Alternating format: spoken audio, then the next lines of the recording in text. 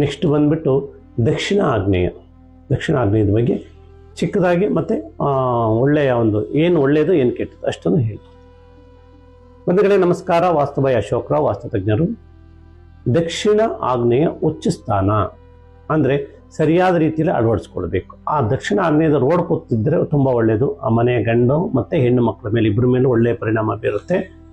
ಮತ್ತು ಅಲ್ಲಿ entrance gate ಇಟ್ಕೊಳ್ಬೇಕು.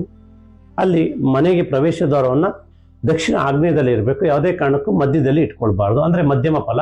ಅದು ಇಲ್ಲಿ ಇಟ್ಕೊಂಡಾಗ ಉತ್ತಮ ಫಲ. ಅಂದರೆ ಶ್ರೀಮಂತಿಕೆಯನ್ನು ತೋರಿಸುವಂಥ ದಿಕ್ಕು ದಕ್ಷಿಣ.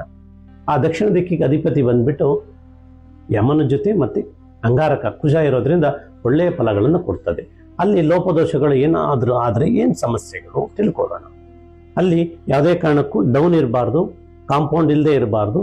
ಮತ್ತು ಅಲ್ಲಿ ಯಾವುದೇ ಕಾರಣಕ್ಕೂ ನೀವು ಉಚ್ಚಸ್ಥಾನದಲ್ಲಿ ಕೊಡಬೇಕಾದಂಥ ಗೇಟ್ಗಳಾಗಲಿ ಡೋರ್ಸ್ ಆಗಲಿ ನೀವು ಮಧ್ಯದಲ್ಲಿ ಕೊಟ್ಟಾಗ ಮಧ್ಯಮ ಫಲ ಬಂದು ನಿಮಗೆ ತೊಂದರೆ ಆಗ ಅಂದರೆ ಬೆಳವಣಿಗೆಗೆ ಅಡ್ಡಿ ಆಗುತ್ತೆ.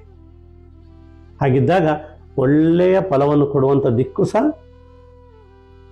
ದಕ್ಷಿಣ ಆಗ್ನೇಯ ದಿಕ್ಕು.